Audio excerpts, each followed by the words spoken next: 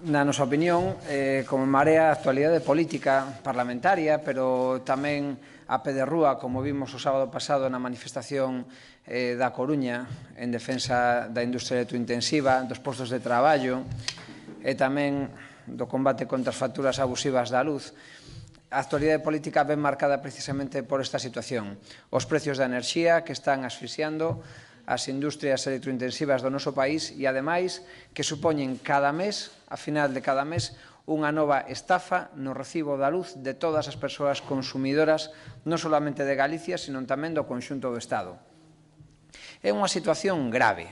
É unha situación grave porque temos o contador atrás en marcha, colocado desde hai tempo, no caso das factorías de Alcoa, e algo que, ademais, puxo tamén o contador sobre a incerteza da situación no caso de Ferroatlántica e é tamén un problema esencial en factorías como a de Isobat. Por lo tanto, é algo que ten unha repercusión real sobre a industria do noso país. E que ten unha repercusión real é algo que é indicativo, por exemplo, no índice de producción industrial, no IPI, que, como saben, caeu no que vai de ano prácticamente un 14% como consecuencia da menor producción destas industrias electrointensivas. É dicir, a Alcoa é a responsable da caída do índice de produción industrial na meirande parte, polo tanto, estamos perdendo postos, a nosa economía está perdendo competitividade, estamos perdendo posicións no ranking español e, polo tanto, tamén no ranking sectorial industrial. Ben, nos pensamos que isto é un desastre e que, cando se producen situacións de desastre, os gobernos non poden quedar á expectativa. E esta foi a palabra que utilizou esta semana o Goberno da Xunta para referirse á situación de Ferroatlántica, á situación de Alcoa, que les dan a expectativa de como se producen as negociacións e a venta das factorías e que esta se chega a producir. Pois ben, desde Marea pensamos que un goberno non pode estar á expectativa. Un goberno ten que ter iniciativa. E, polo tanto, a iniciativa que non ten o Goberno ven a suplir hoxe en Marea, como levamos facendo durante os últimos casi 3 anos neste sector e noutros, pero particularmente neste, onde presentamos decenas de iniciativas no Parlamento de Galicia e vimos dar conta agora de dos tipos de iniciativas. Aquelas que teñen que ver coa competencia autonómica e aquelas que teñen que ver coa competencia estatal. A competencia autonómica significa para nós a total entrega por parte da Xunta de Galicia e do Partido Popular de Núñez Feijóo ao deixar facer das grandes empresas eléctricas que impiden tomar medidas en clave enerxética e a defensa tamén das súas propias competencias en clave de produción enerxética asequible para todo o mundo. E despois, en clave estatal, como saben, agora nestes momentos temos un goberno en funcións e que, polo tanto, non pode tomar medidas de alcance. Pero na Xunta de Galicia ou no Parlamento galego, máis ben en Galicia, onde non viñemos de pasar un proceso electoral de eleccións autonómicas, temos o goberno en pleno funcionamento, temos o Parlamento en pleno funcionamento. Por lo tanto, aquí, nun problema que nos afecta a nós especialmente e que ten repercusión en todo o Estado, poderíamos ter iniciativa política de proposta para solucionar os problemas que nestes momentos están producindo no sector das electrointensivas, na industria do noso país e tamén na situación de estafa dos recibos da luz en toda Galicia e en todo o Estado. Pois ben, ante esa falta de iniciativa que podría ter o Partido Popular, tanto desde o Goberno como desde o Parlamento, desde Marea, presentamos aquí un paquete de medidas que queremos compartir con todas e con todos vostedes. As que teñen que ver coas competencias autonómicas, e despois desenvolverá o meu compañeiro Pancho Casal máis demoradamente todas as medidas, eu quería referirme a dúas particularmente. En primeiro delas, o que ten que ver con Ferroatlántica. Como saben, en Ferroatlántica existe unha vinculación entre as propias industrias de ferroaleación e os saltos eléctricos. Pois moi ben, vemos como agora mesmo, como consecuencia da venta de Ferroatlántica, de Ferroglobe a un fondo de inversión, non se está producindo, non quedou claro, non consta nos documentos esa vinculación entre a produción enerxética e a viabilidade industrial da ferroaleación. E nós queremos que quede constancia clara de que ten que haber unha vinculación entre a produción eléctrica e a produción industrial na comarca da Costa da Morte. E como se fai iso? Garantizando que, en primeiro lugar, o salto eléctrico vai para o autoconsumo e, polo tanto, se liga, eso daría lugar a que a produción eléctrica, que é a base da ferroaleación, tería un precio máis que competitivo, sería dos precios mellores de Europa e nos produciría un produto posto no mercado dos máis competitivos neste momento, non solamente de Europa, sino prácticamente do mercado mundial. En segundo lugar, un plan de recuperación de concesións hidroeléctricas caducadas ou por caducar nos próximos anos, que deberían de ser xestionados por un novo ente público chamado Electricidade de Galicia, é dicir, unha empresa que tivese capacidade para xestionar os antigos saltos eléctricos para producir enerxía de carácter público para poñer a rede para facer os precios máis competitivos e poder actuar e influir no mercado, tamén mediante establecemento de tarifas sociais tanto para a industria como para os consumidores. Isto en canto ás competencias autonómicas, pero é que tamén no ámbito estatal é necesario ter iniciativa política que vai máis alá das promesas electorais que parece que xa esqueceron os partidos políticos cando se presentaron ás eleccións.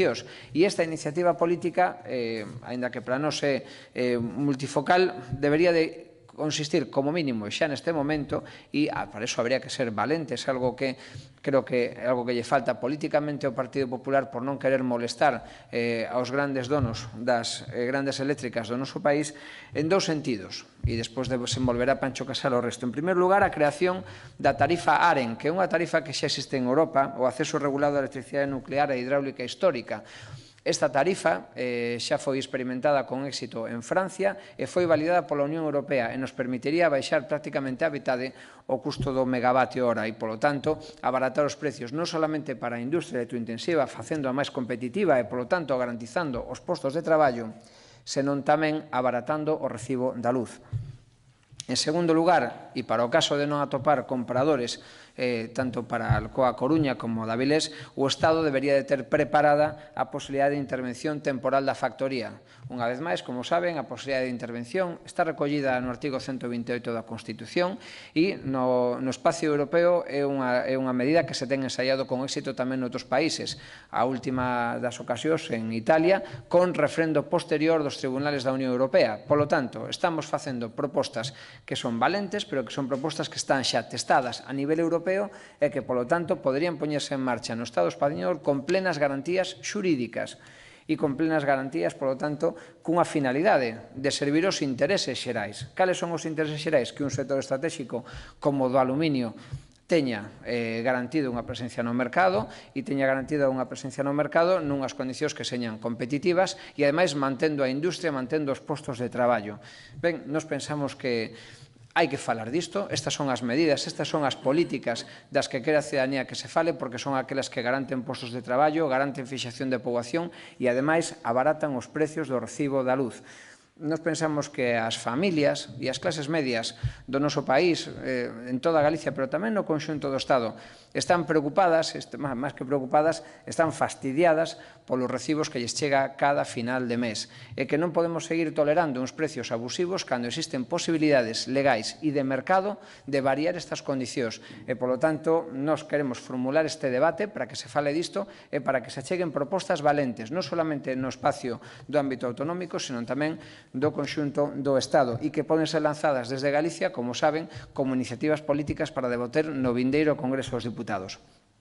Agora Pancho Casal lles vai debullar máis polo mío do contido destas 10 medidas e despois quedamos á súa disposición para responder as dúbidas que teñan. Moitas gracias.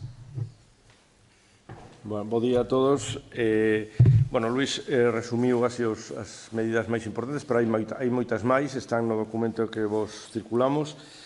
Hai unha moi importante, que sabedes que vai haber unha posa de interrumpibilidade estes días para que cubrirá todo o segundo semestre do ano 2019. Nesa posa, o Goberno do Estado xa suprime 5 bloques de 40 megavatios que teñen nome e apelidos. 4 deles son 2 de Alcoa Avilés, 2 de Alcoa Coruña e un menos que lle tocaría a Ferroatlántica. A Ferroatlántica necesita 2 de 40 megavatios. Parece que agora o Estado se dá por feito que os fornos de Ferroatlántica non se van a encender os 2 fornos que están apagados nunca. E entón xa directamente suprime esos 5 bloques de 40 megavatios da posa. Pensamos que iso é unha irresponsabilidade porque a realidade é que o que estamos a traballar, e espero que todos, o Goberno do Estado, o Goberno da Xunta e todos os grupos políticos deste Parlamento, en que Ferroatlántica teña futuro inmediato e que Alcoa Coruña teña futuro inmediato. Entón, se ya de salida aos posibles futuros inversores se lles di que non van a ter a posibilidade de reducir o seu custo eléctrico porque non van a estar presentes esos bloques na posa, pois nos parece unha manifestación pouco alentable para estes posibles inversores. Entón, nos plantexamos para que non haxa que esperar a xaneiro a unha nova posa e que toda a actividade de Alcoa e Ferroatlántica quedara paralizada durante 6 meses, que se incluíra neste decreto a reserva suspendida, porque é verdade que neste momento non a poderían asumir esas empresas, pero que quede unha reserva xa no decreto, unha reserva suspendida de 5 bloques de 40 megavatios que se sacarían a unha segunda subasta dentro do mesmo decreto no mes de setembro. Isto posibilitaría que, unha vez resoltos os problemas, esperamos que sexa así, de Alcoa e Ferroatlántica, no mes de setembro se recuperaría todo o emprego e toda a produción. Despois, o Goberno manifestou xa fai un mes que iba a adxudicar ao máximo a compensación dos custos indirectos por emisións de CO2. Comprometeu chegar ao máximo do que autoriza a Unión Europea, 200 millóns de euros. Bueno, pensamos que de maneira inmediata hai que convocar esas axudas e adxudicalas precisamente para dar garantías de viabilidade a todas estas empresas. Despois, pensamos que hai que ir tamén máis a longo prazo. Estas serían medidas inmediatas, xunto co que comentou Luís da tarifa AREN, que despois de que durante 3 anos, porque o Goberno do Partido Popular en Galicia reclama ao Estado que hai que facer, pero non di nada do que hai que facer. Por qué? Porque a inmensa maioría das medidas que teríamos que facer lle tocan o bolsillo do oligopolio eléctrico dos seus amigos nos consellos de administración das eléctricas. A tarifa AREN, que xa vos lo contamos outro día, é imprescindible poñerla en marcha de maneira inmediata. Hasta agora, durante 3 anos, decían que non. Na pasada Comisión de Industria, semana pasada, En Marea volveu a presentar e agora aceptaron unha emenda plantexada polo Partido Socialista e que o Partido Popular votou a favor de que se estudiara. O sea, agora xa están reculando, pero a realidade é que se está a estudar durante moitos meses, estas empresas non chegarán a ese final. Despois, falando a medio prazo, o que comentou Luís Sá da recuperación das concesións hidroeléctricas, é verdade que a maioría das grandes hidroeléctricas en Galicia caducan nos anos 30. A inmensa maioría, centos de megavatios hora que poderían resolucionar a problemática enerxética en Galicia. Pero isto hai que prepararlo con tempo, porque o que non pode pasar é que nos pasou ca central dos Peares, que remataba no ano 79, no ano 2008, a súa concesión, e o goberno do señor Zapatero se la renovou por 75 anos. Unha central de 180 megavatios que daría enerxía pública a máis de 50.000 fogares. Bueno, a artimaña é sempre a mesma. Eu teño unha central de 180, 200 ou 250 megavatios, porque agora é o mesmo que queren facer con Belesar e con o que quere facer Iberdrola con San Estevo. Fago unha pequena inversión, vou facer unha ampliación de potencia de 12 megavatios. Imaginar, é o 5% do que teña as centrais en total. Unha pequena inversión, pois a mellor de 10 ou 12 millóns de euros, e a cambio lle pido ao Estado que me amplía a concesión outros 75 anos. Estas centrais dan unos ingresos de en torno aos 40-50 millóns de euros ao ano. 40-50 millóns ao ano por 75 anos son 3.000 millóns de euros. Como compensación de facer unha inversión de 10 ou 12 millóns de euros. Isto é intolerable. Por elo, plantexamos que hai que empezar xa os estudos para ter listas a reversión ao público, como se está facendo en toda Europa, das concesións que levan amortizadas 20 ou 30 anos, porque todas estas centrais son dos anos 60.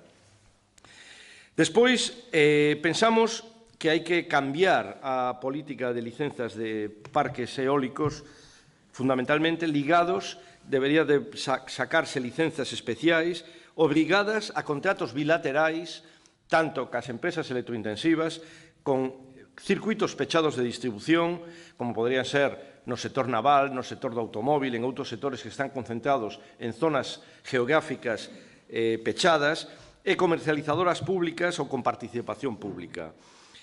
O sexa, como se está facendo en Noruega, tal cual, se non inventamos nada.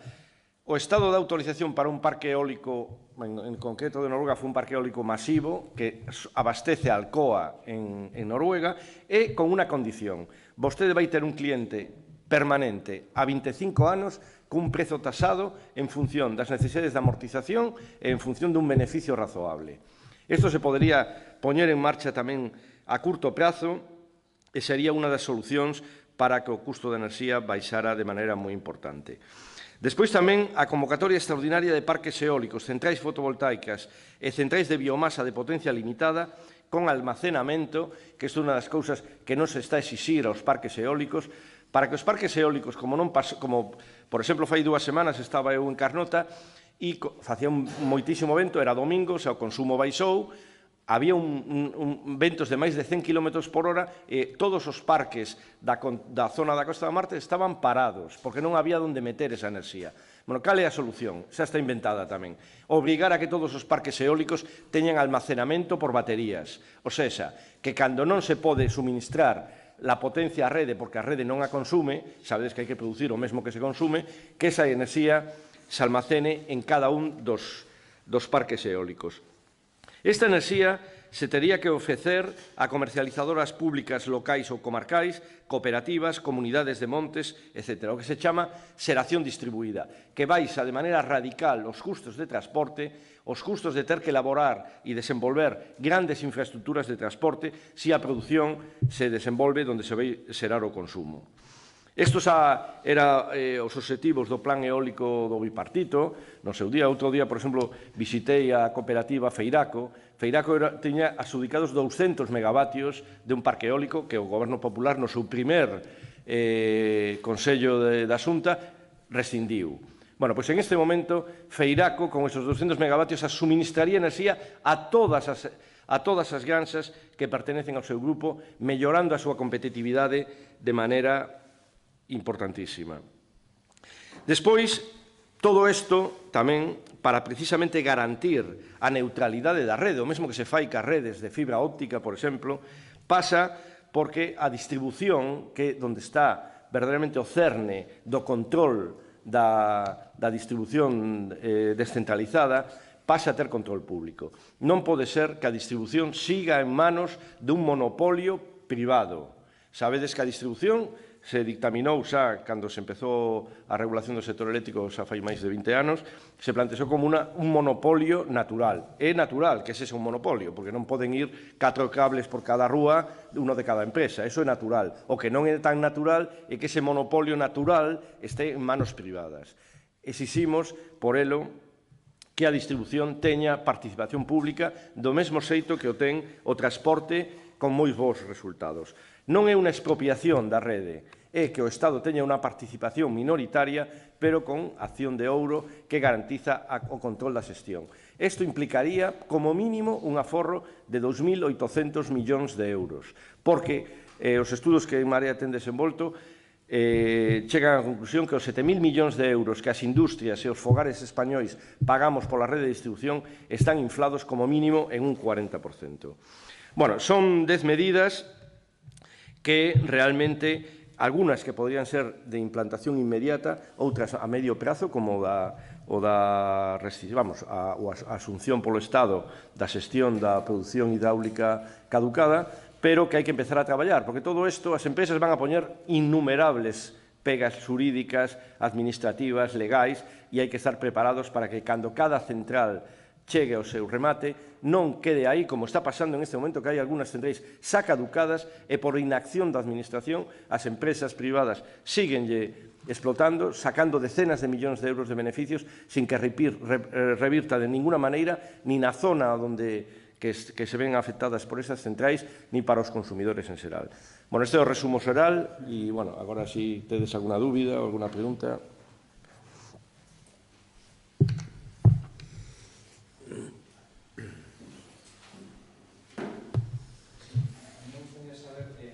Opinión me merece que Gómez Reino esta mañá recordara que Marea conseguiu menos apoio na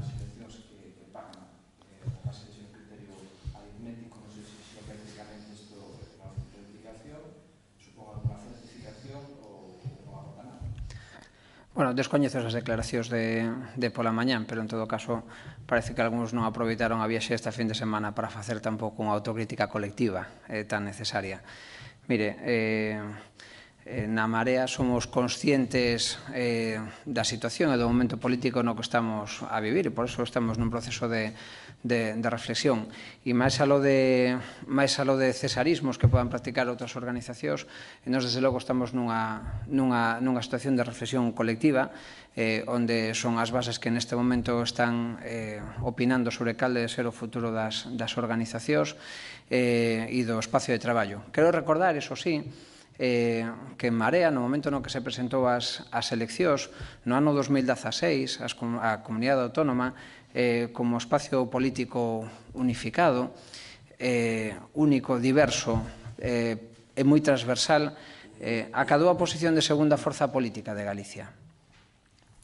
Esta situación, no ano 15, no 14 e no 16, non se repetiu en ninguna outra comunidade autónoma do Estado. E agora no 19 tampouco se repetiu en ninguna outra comunidade autónoma do Estado. É dicir, Galicia foi aquela comunidade autónoma o único caso político dunha comunidade autónoma en todo o Estado, desde que existe isto que se deu en chamar a nova política, onde un espacio de confluencia onde participaba tamén Podemos foi segunda forza política e deu o sorpaso ao Partido Socialista. Por lo tanto, creo que hai moito que aprender dunha experiencia que se caracterizaba por dúas cousas. En primeiro lugar, pola diversidade e, en segundo lugar, pola transversalidade. É dicir, un espacio agregado de xente moi diferente, pero cuns valores comuns, cuns ideais comuns, que precisamente por seren tan diversos eran moi transversais, moi pouco dogmáticos e moi transversais. E nos pensamos que esa fórmula foi exitosa e lamentamos que desde fai 2 anos o partido que dirixe Iglesias e do cal secretario xeral en Galicia, Gómez Reino, abandonase esas dúas posturas, a postura da transversalidade e a postura da diversidade. E digo isto tamén porque cando na fin de semana se dice eu cando iba a un sitio tiña que preguntar como se chamaba. Pois mire, eso exemplifica moi ben o que é España e o que é a plurinacionalidade. É dicir, a capacidade de chegar a encontros políticos para construir ferramentas de traballo moi amplias que son as que conseguiron esa segunda posición política en Galicia e que a podían ter conseguido para outras latitudes do propio Estado español se non se houvese feito unha deriva que negase precisamente posteriormente tanto esa plurinacionalidade no orgánico como a transversalidade no ideolóxico político, o cal me parece unha pena. Digo isto porque parece que nesa reflexión que o partido de Iglesias con Gómez Reino na súa dirección fai esta fin de semana parece que camiña en sentido contrario. É dicir, nunha maior definición orgánica e, polo tanto, marcando a súa propia posición política fronte a unha idea transversal e unha idea de diversidade que foi o que demostrou en Galicia que sumaba. E iso sumou, mire, non solamente nas eleccións autonómicas, senón tamén nas eleccións municipais. Quero recordar tamén que naqueles sitios onde Podemos decidiu reventar espacios de traballo conxunto e mareas onde se traballaba conxuntamente, como Marea Atlántica, onde tuvemos un 20% de votos. Quero dicir con todo isto que a diversidade e a transversalidade foron valores moi apreciados socialmente, moi apreciados electoralmente. Polo tanto, fronte a aqueles que decidiron abandonar esa transversalidade para incorrir en outra serie de camiños ou abandonar esa diversidade, pois desde Marea reclamamos precisamente ese traballo político transversal para chegar a todo o mundo. Mire, nós hoxe viñemos aquí a anunciar unha serie de medidas que en apariencia podían afectar solamente as industrias e aos traballadores concretos, pero non. Nós estamos preocupados polas clases medias e por toda a cidadanía que a final de mes ten que pagar unha serie de recibos para os cales a tarifa de último recurso, ademais, non está chegando, porque, tal e como denunciou en Marea, ademais, o cambio de sistema excluiu prácticamente o 90% da xente que antes se beneficiaba da tarifa de último recurso. Eu creo que en Marea, políticamente, do que temos que estar falando é disto, de políticas que afectan ao grosso da poboación e mellorar as condicións de vida do grosso da poboación. Tal vez a alguén lle pareza pouca cousa políticamente aforrar 10 euros ou 15 euros na factura da luz, Pero créame se lle digo que coñecemos a moitas familias e coñecemos moitas situacións onde 10-15 euros axudan moito a chegar a final de mes. E, polo tanto, eso é do que temos que estar falando e iso é do que Marea se ocupa de falar. Evidentemente, estamos nun proceso de reflexión, de autocrítica e de intentar construir, pero sempre construir en positivo. Sí, nese sentido, Esquerda Unida e Podemos están a traballar xa, pois o dineres, nunha conferencia diferente en Marea, que queren sumar a nova. Isto en que lugar deixa en Marea e se cree que será inevitable ou teñen asumido xa que vai haber unha ruptura do grupo parlamentario toda vez que estas cosas están creando xa un espacio diferente de cara ás próximas eleccións autonómicas? Mire, para nós a creación de En Marea foi un acerto político. Foi un acerto político por dúas razóns, porque era un espacio de encontro de diversidades e porque, ademais, era un espacio de grande transversalidade política e de grande transversalidade social. Para poder, nun país como Galicia, disputar hexemonía ao Partido Popular, é necesario moita transversalidade. Eu creo que iso foi aquela gran enseñanza que obtuvemos do ano 16 e das mareas cando funcionaron ben con eses principios. Por lo tanto, eu creo que todas as propostas políticas que se aparten dese desideratum, tanto de diversidade como, sobre todo, de transversalidade, están condenadas a quedar na beira política. E nós non viñemos aquí, desde logo desde Marea témolo claro, a ser a esquina esquerda do río progresista. Nós viñemos a ocupar un espacio transversal, un espacio progresista amplio en Galicia, preocupado das cuestións que afecten ao grosso da cidadanía, que son moitas e hai moito do que falar e creo que é un punto de encontro básico no que falar, non?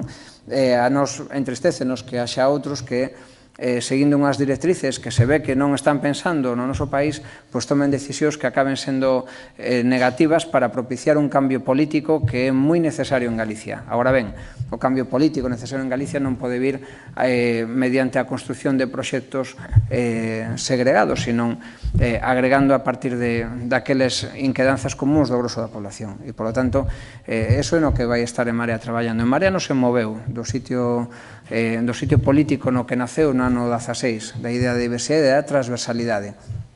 Outros é evidente que sí, e por eso os levaron a tomar decisións políticas que foron apartarse de En Marea. Quero recordar que, por exemplo, para as eleccións xerais, o que levou a Podemos a formular unha proposta política diferenciada foi non querer pasar por unhas primarias, non querer acordar un programa electoral e non querer asumir a plurinacionalidade no grupo parlamentario, a nivel confederal.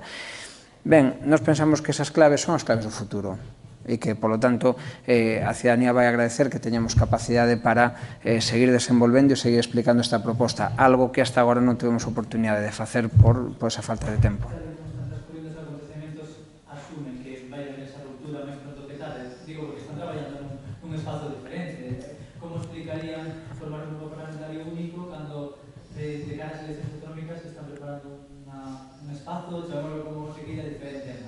Bueno, é evidente que quixeron a ruptura porque viña marcada polas teses de Pablo Iglesias marcadas en Vista Alegre 2, que era a construción dun partido único en toda España e despois o abandono de certa transversalidade social e política para buscar unha posición política moito máis enfrontada, moito máis crispadora logo do espacio político e do espacio social.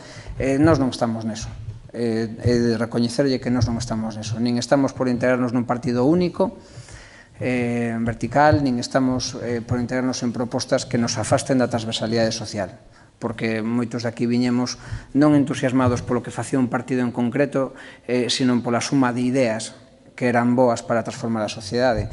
E neso é no que vamos a seguir e se Podemos querer romper, pois que xa se viu que quería romper como consecuencia da aplicación desas directrices, pois nos lamentamos esa decisión, pero nos non estamos en Podemos e, polo tanto, non podemos facer outra cousa.